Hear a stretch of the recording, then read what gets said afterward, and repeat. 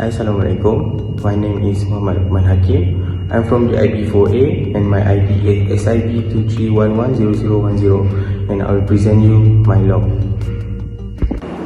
The summary from the article New Straits Times report draws attention to a worrying trend in Malaysia's housing market. A rise in home projects that are delayed, sick or abandoned. This problem occurs by a number of things such as developers' financial limitations, poor management and anticipated economic downturns. Homebuyers are negatively impacted by such project setbacks, which frequently result in heavy financial constraints and the loss of the properties they invested in. Hello everyone, my name is Irfan Dadibi Mazli and I'm from DIB4A. So today, I will be presenting on how I would feel if I were the affected party who had to bear the loss as stated in this article. As an affected homebuyer, my own impact, I would probably feel a variety of emotions if I were the one of the impacted homebuyers. Firstly, I will feel frustration and disappointment. It is because I will be quite discouraging to look forward to the completion of a new home only to be met with unending delays or abandonment. Secondly, I will feel financial stress. My personal finances will be strained if significant funds were invested or if loans were obtained for an unfinished house, in particularly if alternative housing arrangements are required. Lastly, erosion of trust. The reason is because future real estate investments would seem more intimidating after such an experience, which would erode trust in developers and the real estate industry as a whole. That's all from me. Thank you. Assalamualaikum. My name is Amir Rizwan and I'm from the IB4A.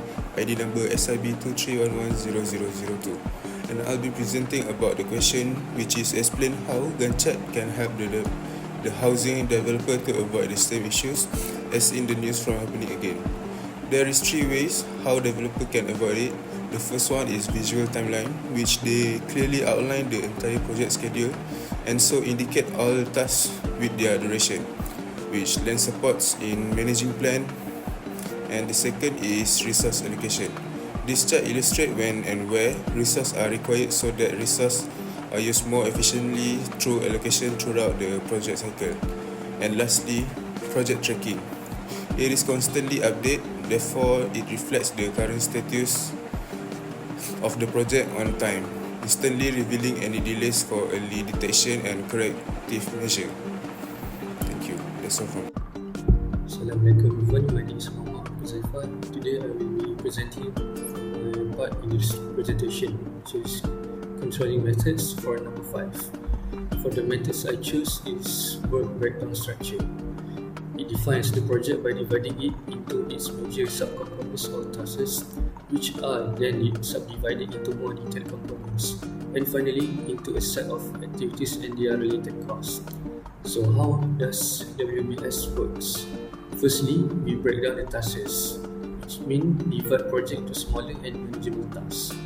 For this part, the entire project is broken down into smaller, more manageable tasks and subtasks. This hierarchy structure helps identify all the work required and assign responsibilities. So next, we organize the phases, which is group tasks or project phases. For example, planning and construction. So tasks are grouped by project phases such as planning, design, construction and finishing. Then we move on to allocate resources, which assign tasks to specific teams or individuals, which means each task is assigned to specific teams or individuals with clear responsibilities and deadlines. And lastly, track progress, meaning monitor task progress, identify delays and take corrective actions. By monitoring the progress of each task, developers can quickly identify any delays or issue and take corrective actions. For example, in a housing project, tasks could be divided into many phases like site preparation, foundation, framing, roofing, electrical, plumbing and finishing. Each of these phases can further be broken into down smaller tasks, ensuring detailed tracking and management. The conclusion is developers can effectively plan, monitor, and control their housing projects, ensuring timely completion and minimizing delays. That's all from me. Critical path method, project management technique that identifies the sequence of crucial steps that determine the minimum project duration, helps in identifying the critical tasks that must be completed on time to avoid delaying the project.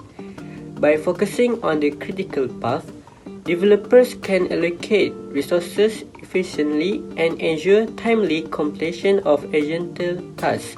Prime evaluation and review technique, a statistical tool used to analyze and represent the tasks involved in completing a project. It also helps in estimating the minimum time needed to complete a project. Developers can use PERT to identify potentially delays and take corrective action to keep the project on track. That's all for me. Thank you.